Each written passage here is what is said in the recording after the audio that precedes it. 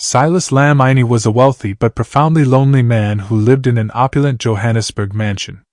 His solitary morning walks through the nearby park were his only connection to the world outside his gilded cage, where the chirping birds and rustling leaves provided his sole companionship. One crisp morning, his predictable routine shattered when he noticed movement beneath what appeared to be discarded blankets on a park bench. As he approached cautiously, his breath caught a gaunt teenage girl, no more than 19, lay unconscious beside 3 tiny infants wrapped in threadbare scraps of cloth. The baby's weak cries barely carried through the morning air. Without hesitation, Silas gathered the fragile infants against his tailored suit, then lifted the girl, shocked by her frightening lightness. Pedestrians stared as the reclusive billionaire sped toward his estate with his unexpected passengers. "Call Dr. Jacobs immediately!"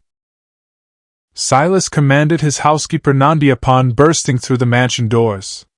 While Nandi fussed over the infants, the family physician confirmed severe malnutrition, dehydration, and that the girl was fighting a dangerous infection. "They'll survive," the doctor assured, "but need extensive care." Watching the tiny chests rise and fall in sleep, Silas felt something long dormant stir within.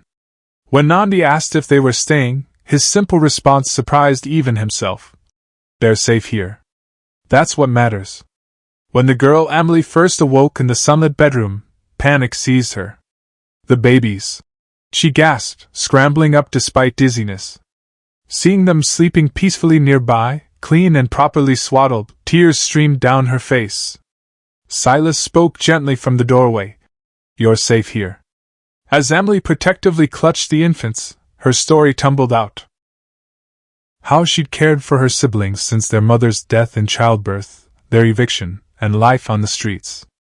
Days later, while reviewing old employment records, Silas made a shocking discovery. Emily's mother Namvila had once saved his daughter from drowning at a company picnic.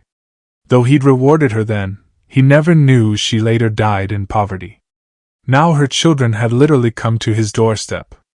Sharing this revelation with Emily, they both recognized this was more than coincidence.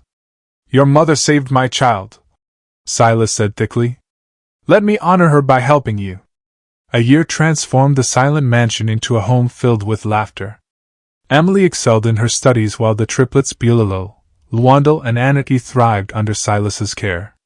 When Bulalo handed Silas a crayon drawing labeled, "Daddy," the billionaire finally allowed himself to love again. Signing the adoption papers, Silas whispered to Namvila's memory, "Your children are home."